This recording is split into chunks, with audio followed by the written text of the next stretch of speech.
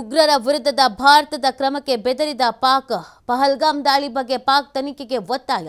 ಅಂತಾರಾಷ್ಟ್ರೀಯ ತನಿಖೆಗೆ ಒತ್ತಾಯಿಸಿದ ಪಾಕಿಸ್ತಾನ. ತನಿಖೆಗೆ ಸಹಕಾರ ಕೊಡ್ತೇವೆ ಅಂತ ಕೂಡ ಪಾಕಿಸ್ತಾನ ಇದೇ ಸಂದರ್ಭದಲ್ಲಿ ಹೇಳ್ತಾ ಇದೆ. ಉಗ್ರರ ವಿರುದ್ಧದ ಭಾರತದ ಕ್ರಮಕ್ಕೆ ಪಾಕ್ ಈಗ ಬೆದರಿಬಿಟ್ಟಿದೆ. ಯಾವಾಗ ಭಾರತ ಒಂದೊಂದೇ ಉತ್ತರವನ್ನು ಕೊಡ್ತಾ ಬಂತೋ ಒಂದೊಂದು ಹೆಜ್ಜೆಲೂ ಈಗ ಢವ ಶುರು ಆದಂಗೆ ಕಾಣಿಸ್ತಾ ಇದೆ. ಆ ಕಾರಣಕ್ಕಾಗಿ ಪಹಲ್ಗಾಮ್ ದಾಳಿಯ ಬಗ್ಗೆ ಪಾಕ್ ತನಿಖೆಗೀಗ ಒತ್ತಾಯವನ್ನು ಮಾಡ್ತಾ ಇದೆ. ಅಂತಾರಾಷ್ಟ್ರೀಯ ತನಿಖೆಗೆ ಪಾಕಿಸ್ತಾನ ಈಗ ಒತ್ತಾಯಿಸ್ತಾ ಇರುವಂಥದ್ದು. ತನಿಖೆಗೆ ನಾವು ಸಹಕಾರವನ್ನು ಕೊಡ್ತೇವೆ ಅಂತ ಕೂಡ ಪಾಕಿಸ್ತಾನ ಇದೇ ಸಂದರ್ಭದಲ್ಲಿ ಹೇಳ್ತಾ ಇದೆ. ಯಾವಾಗ ಭಾರತ ಸರಿಯಾದ ಉತ್ತರ ಕೊಡ್ತೀವಿ ಅದನ್ನು ಸಹಿಸ್ಕೊಳ್ಳೋಕೆ ರೆಡಿಯಾಗಿರಿ ಅಂತ ಹೇಳ್ತು ಢವ ಶುರು ಆದಂಗೆ ಕಾಣಿಸ್ತಾ ಇದೆ ಪಾಕಿಸ್ತಾನ.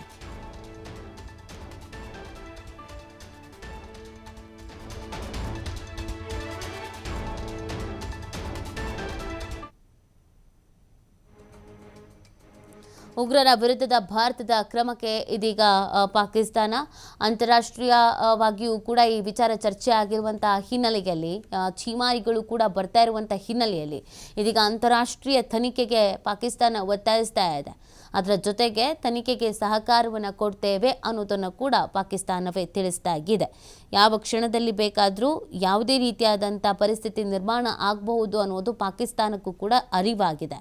ಸೊ ಈ ಹಿನ್ನೆಲೆಯಲ್ಲಿ ಹೀಗೆ ಇದ್ದರೆ ಆಗಲ್ಲ ಅನ್ನುವಂಥ ನಿಟ್ಟಿನಲ್ಲಿ ಈಗ ಅಂತಾರಾಷ್ಟ್ರೀಯ ತನಿಖೆಗೆ ಪಾಕಿಸ್ತಾನ ಒತ್ತಾಯಿಸ್ತಾ ಇರೋದು. ಅದರ ಜೊತೆಗೆ ನಾವು ಸಹಕಾರ ಕೊಡ್ತೇವೆ ಅಂತ ಬೇರೆ ಹೇಳಿರೋದು.